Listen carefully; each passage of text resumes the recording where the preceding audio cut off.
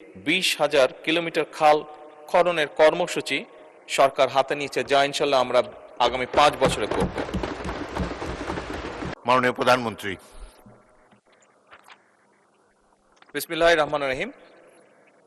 মাননীয় স্পিকার, মাননীয় সংসদ সদস্য, আপনাদেরকে ধন্যবাদ।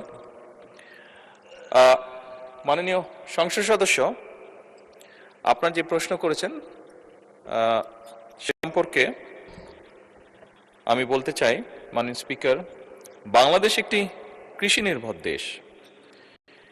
দেশের খাদ্য নিরাপত্তা, দারিদ্র্য বিমোচন এবং অর্থনৈতিক উন্নয়নে অবশ্যই কৃষির ভূমিকা অত্যন্ত গুরুত্বপূর্ণ। তবে আমরা যেটি সবাই দেখছি, আমাদের চোখের সামনেই ঘটছে বিভিন্ন বিষয়, যেমন জলবায়ু পরিবর্তন, জনসংখ্যা বৃদ্ধি, জমির পরিমাণ হ্রাস এবং প্রযুক্তির যে সীমাবদ্ধতা, এই সকল কারণে কৃষিখাত বিভিন্ন রকম চ্যালেঞ্জের সম্মুখীন। সময়ের সাথে সাথে দেখা দেয় নিত্য নতুন প্রয়োজন। রেডি থাকতে হয় প্রতি মুহূর্ত।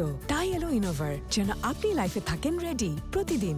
Innova, designed for now.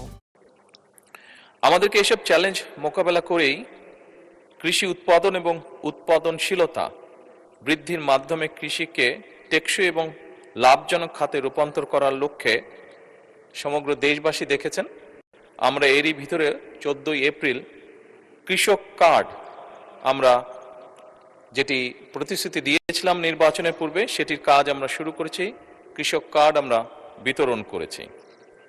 এই কার্ডের মাধ্যমে আমরা কৃষকদের কাছে 10টি সেবা, যথা ন্যায্য মূল্যে কৃষি উপকরণ বিতরণ, সরকারি ভর্তুকি ও প্রণোদনা প্রদান, স্বল্প মূল্যে কৃষি যন্ত্রপাতি সরবরাহ, ন্যায্য মূল্যে সেচ সুবিধা, সহজ শর্তে কৃষি ঋণ, কৃষি বীমা সুবিধা, ন্যায্য মূল্যে কৃষি পণ্যের বিক্রয়ের সুবিধা, কৃষি বিষয়ক প্রশিক্ষণ, ডিজিটাল প্ল্যাটফর্মে আবহাওয়া এবং বাজার তথ্য প্রাপ্তি সহ ফসলের রোগবালাই দমনের পরামর্শ প্রদান, এই সকল বিষয় আমরা কৃষকদের কাছে পৌঁছে দেওয়ার চেষ্টা করব এবং ইনশাল্লাহ আমরা পৌঁছে দিতে সক্ষম হব। পর্যায়ক্রমিকভাবে মাননীয় স্পিকার, দেশের সকল কৃষককে আমরা এই কার্ড প্রদান করব, যার পরিমাণ প্রায় 2,75,00,000 কৃষক। মাননীয় স্পিকার, এছাড়াও কৃষির উন্নয়নে বর্তমান সরকার আরও অনেকগুলো সময় উপযোগী পরিকল্পনা গ্রহণ করেছে। আমি সকলের জানার স্বার্থে, মাননীয় সংসদ সদস্যবৃন্দ এবং দেশবাসীর জানার স্বার্থে, আমি এই সংসদের গুরুত্বপূর্ণ সময়ের ভিতরে এই বিষয়গুলি সংক্ষেপে তুলে ধরতে চাই। প্রথমত, কৃষি উৎপাদন ও উৎপাদনশীলতা বৃদ্ধির জন্য সরকার উন্নত ও উচ্চ ফলনশীল বীজ, সুষম সার ব্যবহারের পাশাপাশি আধুনিক সেচ ব্যবস্থা সম্প্রসারণের পরিকল্পনা নিয়েছে।